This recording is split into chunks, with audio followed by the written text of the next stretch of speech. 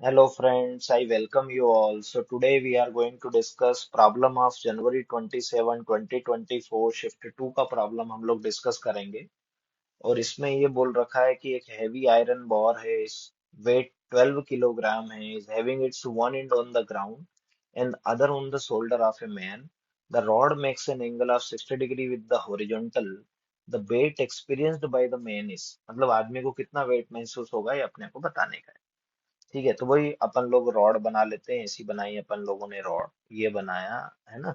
और ये रॉड जो है हॉरिजॉन्टल से कितना डिग्री का एंगल बना रहा है, 60 डिग्री का। मान लेते हैं इस रॉड का जो लेंथ है वो कितना है अपने पास में, एल लेंथ है। कितना लेंथ है अपने पास में, एल।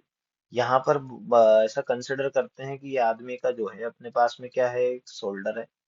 क्या है यहाँ पर आदमी का, शोल्डर, है ना। ये अपन लोगों ने बोला शोल्डर, तो यहाँ पर क्या है अपने पास में कितना वेट इसको एक्सपीरियंस होगा।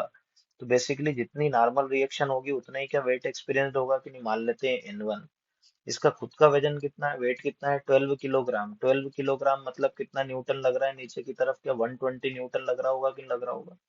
यहाँ से ये दूरी जो है ये L/2 होगी, सेंटर ऑफ मास पे एक्ट कर रहा होगा कितना अपने पास में, 120 न्यूटन। तो ये L/2 और ये भी कितना हो जाएगा, L/2।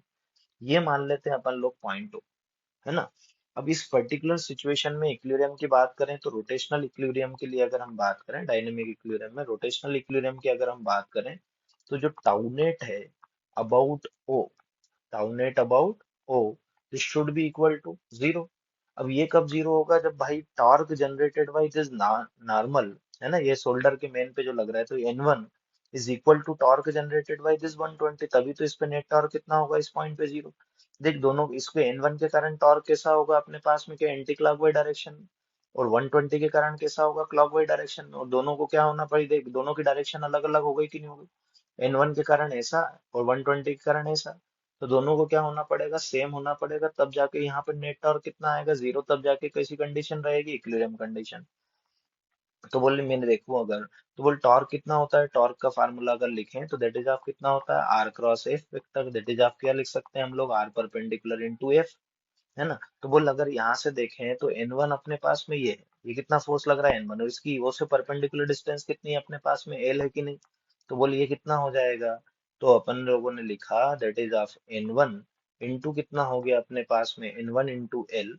This should be equal to, this should be balanced by this torque generated by this 120 newton.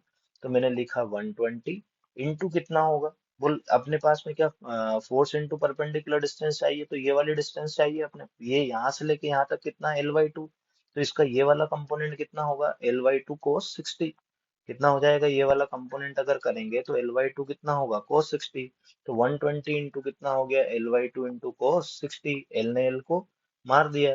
तो N1 इज इक्वल टू कितना हो गया, 120। cos 60 का वैल्यू कितना होता है, 1/2। पहले से एक 2 यहाँ पर है, इससे कितनी बार, 60 बार। 60 से ये कितनी बार, 30 बार। तो बोलिए कितना हो गया, N1 इज इक्वल टू कितना आया, 30 न्यूटन।